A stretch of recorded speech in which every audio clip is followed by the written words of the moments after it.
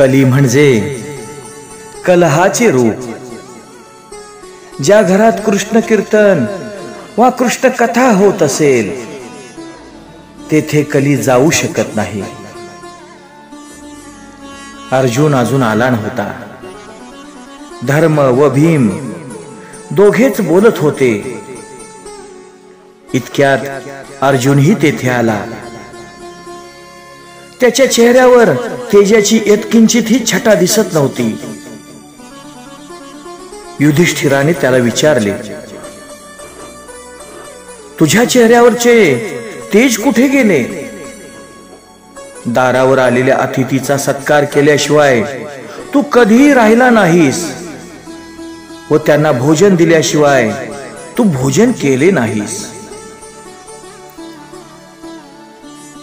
अतिथी भगवंताचे स्वरूप होय। दारावर आलेला अतिथी जर उपवासी राहिला तर यजमानाचा पुण्यक्षय होतो। नचिकेता यमराजाच्या घरी 3 दिवस उपाशी तपाशी बसला होता। यमराजाने विचारले, या 3 दिवसात तू काय खाल्लेस? तो म्हणाला, तुमचे पुण्य खाल्ले। माणूस शरीरापेक्षा डोळे व मन याने अधिक पाप करतो। गीतेत भगवंताने अर्जुनाला प्रमाणपत्र दिले आहे की तो अपापी आहे, पवित्र आहे। म्हणून तर त्याला गुह्यतम ज्ञान दिले। एकदा रात्री उर्वशी अर्जुनास भेटण्यास आली। अर्जुनाने तिच्या तोंडाकडे देखील पाहिले नाही। तो तिला म्हणाला, माते, मी तर भरतखंडाचा रहिवासी आहे। मला परस्त्री माते समान आहे। धर्मराज म्हणाला, एकांतात जो कामाला जिंकतो तोच वीर होय। मला तर पूर्ण विश्वास आहे की परस्त्री गमनाचे पाप अर्जुन करणार नाही। तरी पण आज तो निस्तेज का आहे? मला तर हे लक्षण कलियुगाचे दिसत आहे। धर्मराज अर्जुनाला विचारतात, तुझे आत्मस्वरूप परमात्मा श्रीकृष्ण कुशल आहेत ना? ते द्वारकेतच आहेत का? अर्जुन म्हणाला, दादा, काय सांगू?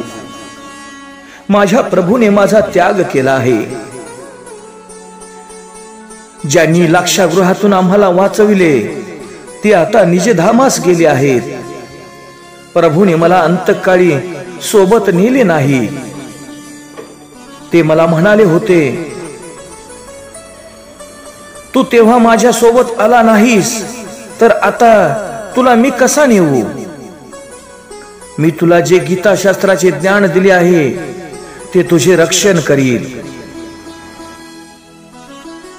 दादा, आजपर्यंत मी कधी हरलो नाही, परंतु कृष्ण विरहाने व्याकुळ झालेला मी आज द्वारकेहून परत येताना रस्त्यात काबा लोकांनी मला लुटले। मला वाटते माझ्यात जी शक्ती होती ती माझी नसून ती द्वारकाधीशांची होती।